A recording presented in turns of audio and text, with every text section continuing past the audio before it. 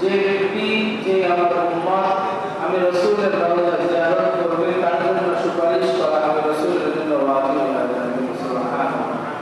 গুরুত্বপূর্ণ একটি কথা, মান যারা কবরি ওয়াজাবাত লাহু শাফাআতি, যে আমার কবর জিয়ারত করবে আমার কাছে যে আসবে এসে সালাম দিবে আসসালাতু ওয়াসসালামু আলাইকা ইয়া রাসূলুল্লাহ, আসসালাতু ওয়াসসালামু আলাইকা ইয়া হাবিবাল্লাহ, এই সালামগুলো যে দিবে রাসূল বলে তার উপরে সুপারিশ করা রাসূলের জন্য ওয়াজিব হয়ে যায়। সুবহানাল্লাহ। আর রাসূলের সুপারিশ তো দরকারই হবে, রাসূলের সুপারিশ তো লাগবেই। জমিনের ভিতরে আমরা এখনো বোকা শহরে বাস করি, আমরা আছি, অনেকে জনসম্পদ আছে, হজ করতে চাই না, হজে যাইতে চাই না, সন্তান সন্ততির দিকে তাকায়, নেক সন্তান নেক সন্ততিদের দিকে তাকায় আমরা হজে অনেক সময় যাইতে চাই না। অনেকেই প্রশ্ন করেছি বা অনেকের সত্যি কথা হয়েছে, যদি বলি জানতে আপনাকে আল্লাহ জনসম্পদ দিয়েছে, যাকাত যেহেতু খরচ হয়েছে, যাকাত দেন, হজও তো আপনার উপর খরচ হয়েছে, হজ করেন। তখন একটা কথা বলে বাবা ছেলে মেয়েকে বিবাহ শাদী নেই নেই, ছেলে মেয়ের জন্য ঘর বাড়ি এখনো করি নেই, ছেলে মেয়ের জন্য ঘর বাড়ি করা, ছেলে মেয়েকে বিবাহ দেওয়া এটা তো আপনার উপরে খরচ না, কিন্তু হজ তো খরচ হয়ে গেছে, ঠিক না? হজ তো খরচ হয়ে গেছে, তাহলে হজটা আগে করেন। শয়তান নেক্সটে ঢোকা দেয় আমাদেরকে এই কথাগুলো বলে যে সন্তান এখনো নিজের পায়ে দাঁড়ায় নাই, সন্তানের বয়স হয়ে গেছে 30 বছর 40 বছর, নিজের পায়ে এখনো দাঁড়ায় নাই, তাহলে কি সে পাঁচ পায়ের সঙ্গে লাগায় তারপরে হাঁটে? সে তো নিজের পায়ে নিয়ে হাঁটে, কি কথা ঠিক না? নিজের পায়ে দাঁড়ায় নাই, এই চিন্তা করে সন্তানের চিন্তা করে নিজের খরচ ইবাদত করে না। কি করে? আমাদের এই বাংলাদেশের মানুষ, আমাদের উস্তাদরা বলতেন এইভাবে করতে করতে যৌবন কাল পার হয়ে যায়, যখন হাঁটু ব্যথা, মাজা ব্যথা, মাথা ঘোরায়, ঠিক মতো চলতে পারে না, সেই সময় যায় হজ করতে। রিটায়ার হয়েছে, রিটায়ারের টাকা নিয়ে, বা যে সময় বুড়া হয়ে গেছে, এখন ছেলেরা পায়ে দাঁড়ায় গেছে, চাকরি করে, ব্যবসা করে, টাকা পয়সার মালিক হয়েছে, এখন শেষ বয়সে বুড়া বয়সে তার বাবা মনে তো ইচ্ছা ছিল একটু হজ করার, তাহলে একটু সুযোগ হয়েছে, তাহলে সুযোগ করে দাও। এই বুড়া বয়সে আপনি হজ করতে যায় কি ইবাদত করবেন? এটা আমাদের বুঝবার বিষয়, আমাদেরকে নেক্সট করতে শয়তান ধোঁকা দেয়। বুড়া বয়সে ইবাদত করা, মক্কা শরীফ মদিনা শরীফে গিয়ে যে কষ্ট করতে হয়, এই কষ্ট আপনার আমার মতো বুড়া মানুষের পক্ষে সম্ভব না। ওখানে গিয়ে এখন ঠিক মতো না করে নামাজ পড়তে, না পারে ইবাদত করতে, না পারে সাফা মারওয়ায় দৌড়াইতে, না পারে সাই করতে, না পারে শয়তানের জায়গায় কিছু কিছু জায়গায় কঙ্কর নিক্ষেপ করা, এই কাজগুলো করা, না পারে বাইতুল্লাহর ঘর পর্যন্ত যাইতে। এই যে একটা অবস্থা, কি করে? ওই অবস্থা কোনো কিছু হয় না, ওখানে গিয়ে ওই চেয়ার দিয়ে ঘরে কোনো তফটা হয়, কিন্তু আর বান্দাকে কাজগুলো করতে পারে না। তাহলে আমরা যে বাইতুল্লাহে আসলাম, বাইতুল্লাহে গেলাম, আমাদের যে কাজগুলো ফরজ ইবাদত, ফরজ যে কাজগুলো আছে, ওয়াজিব যে কাজগুলো আছে, এই কাজগুলো তো ওখানে গিয়ে আপনাকে আমাকে অবশ্যই করতে হবে। মুজদালিফায় অবস্থান করা, মদিনায় গিয়ে সেখানে কিছুদিন থাকা, সেখানে যে দিক নির্দেশনাগুলো আছে, রাসূল কারীম সাল্লাল্লাহু আলাইহি ওয়াসাল্লাম যে দিক নির্দেশনা দিয়েছেন, সেই দিক নির্দেশনাগুলো মানা, সাফা মারওয়ার ভিতরে, জমিনের ভিতরে থাকা, এই যে দিক নির্দেশনাগুলো, এটা যদি সঠিকভাবে মানতে না পারে তাহলে তা হজ সঠিকভাবে আদায় হবে না। আর রাসূল কারীম সাল্লাল্লাহু আলাইহি ওয়াসাল্লাম হাদিসের ভিতরে বলেন, মান মাতা ওয়া লাম ইয়াহুজ্জা ওয়া আলাইহি আল-হাজ্জা ইনশাআ ইয়াহুদিয়া ওয়া ইনশাআ নাসরানিয়া।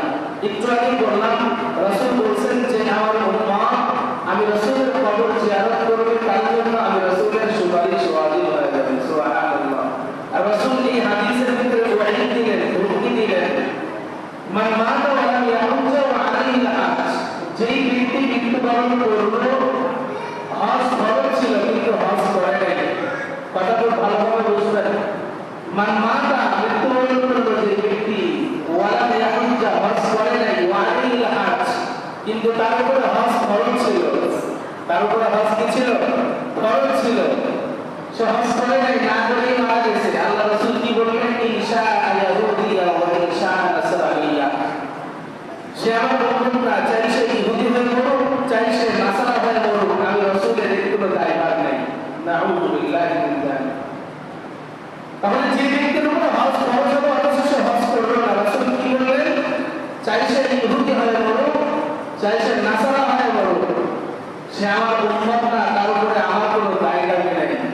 সম্মানিত হাজিরিন, বাইতুল্লাহ জিয়ারত করা, সেখানে গিয়ে যে পাগলামি করা, চুল কাটা যাবে না, হাতের রং কাটা যাবে না, কোনো ফাহিশা কথা বলা যাবে না, স্ত্রীর সহবাস করা যাবে না, এই যে কাজগুলো আছে, কুরবানির দিন পশুকে জবাহ করা, মিনা ময়দানে কুরবানি করা, যে কুরবানিটা আমাদের শিক্ষা দিয়েছেন আমাদের বাবা ইব্রাহিম আলাইহিস সালাতু ওয়াস সালাম।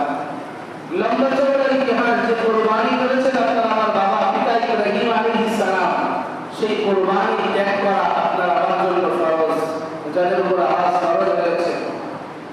তাহলে সেই কুরবানি করতে গেলে একটু মনকে বুঝায় দেখেন, ইব্রাহিম আলাইহিস সালাতু ওয়াস সালাম যে কুরবানি করলেন, ইব্রাহিম আলাইহিস সালাতু ওয়াস সালামকে আল্লাহ তাবারক ওয়া তাআলা স্বপ্নের ভিতরে দেখাইলেন যে তুমি কুরবানি করো। ইব্রাহিম আলাইহিস সালাতু ওয়াস সালাম তাফসীরের কিতাবে আছে, সকালবেলা উঠে 100 উট কুরবানি করলেন।